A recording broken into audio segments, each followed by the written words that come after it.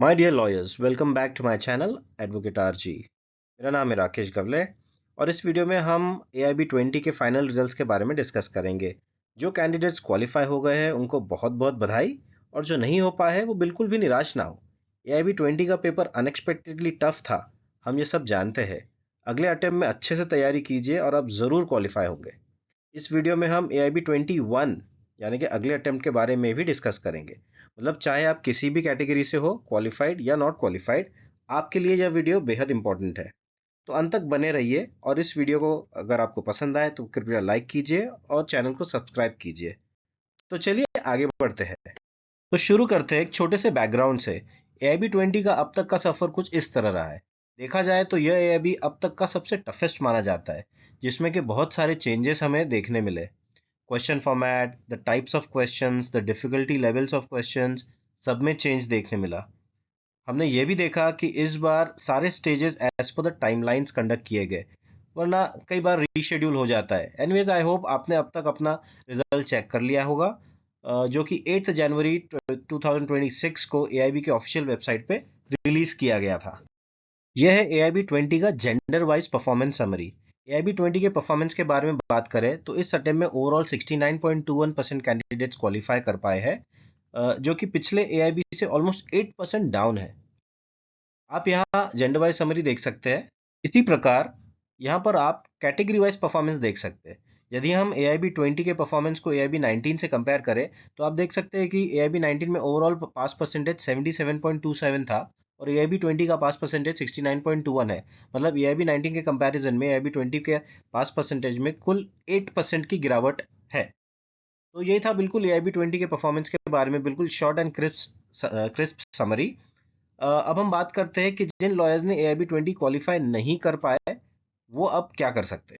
तो मैं आपको बता दूं, चिंता की कोई बात नहीं है। यदि आपका AIB 20 अटेम्प्ट क्वालिफाई नहीं हुआ है तो बिल्कुल नहीं होना है। जो हो गया सो हो गया, बीती बात को भुला के आगे बढ़िए और अगले अटेम्प्ट की एक नए से शुरुआत और नए से तैयारी कीजिए। बिल्कुल भी मुश्किल नहीं है, सिर्फ आपको डिसाइड करना है और बस वो डिसीजन की देरी है। तो अगले अटेम्प्ट यानी कि AIB 21 के टेंटेटिव डेट्स कुछ इस प्रकार है। आप स्क्रीनशॉट लेके आप देख सकते हैं। इंपॉर्टेंट क्रिटिकल डेट्स नोट कर लीजिए। AIB 21 का प्रोसेस 11 फरवरी 2026 से शुरू होकर एग्जाम का डेट 7 जून 2026 में बताया जा रहा है। जो भी फाइनल डेट्स होगा उसके बारे में AIB के ऑफिशियल वेबसाइट पे एक नोटिफिकेशन रिलीज हो जाएगी। ये अब तक का टेंटेटिव डेट्स है। आप इन डेट्स को पकड़ के अपनी तैयारी शुरू कर सकते हैं। अब देखते हैं कि जिन एडवोकेट्स ने AIB 20 क्वालिफाई कर लिया है उन्हें अब COP के लिए क्या करना होगा। तो यहाँ पर कुछ सिचुएशंस अलग भी हो सकती है। किसी का रिजल्ट स्टेटस पास बताता होगा तो किसी का विथहेल्ड। जिसने भी अंडरटेकिंग भरा होगा उनका स्टेटस विथहेल्ड बता रहा होगा। यदि आपका LLB डिग्री कंप्लीट हो चुका है और आपने आपके रिस्पेक्टिव स्टेट बार काउंसिल में रजिस्टर हो चुके हैं, तो और आपने AIB 20 के रजिस्ट्रेशन के वक्त यदि आपने अपना स्टेट बार काउंसिल का एनरोलमेंट नंबर और सनद डिटेल सबमिट किया है तो आपको कुछ करने की ज़रूरत नहीं है। बार काउंसिल ऑफ इंडिया आपके सर्टिफिकेट ऑफ प्रैक्टिस को आपके रिस्पेक्टिव स्टेट बार काउंसिल में लगभग 6 से 7 महीने में भेज देते हैं और इसके बारे में एक ऑफिशियल नोटिफिकेशन भी रिलीज कर देते हैं।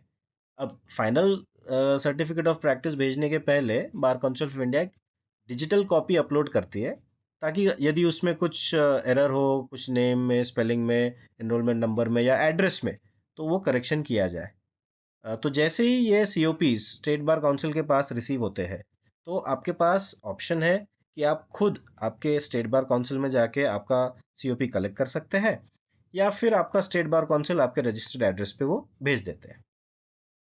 अगला सिचुएशन ये हो सकता है कि जिस भी एडवोकेट ने अभी तक अपने स्टेट बार काउंसिल में रजिस्टर करवाया ही नहीं है या फिर रजिस्टर करवाया है लेकिन AIB 20 के रजिस्ट्रेशन के वक्त स्टेट बार काउंसिल का एनरोलमेंट नंबर सबमिट नहीं किया है, तो ऐसे एडवोकेट्स को 6 महीने के अंदर अपना state bar council enrolment number और सर्टिफिकेट, जिसे सनद भी कहा जाता है, वो सबमिट करना अनिवार्य है।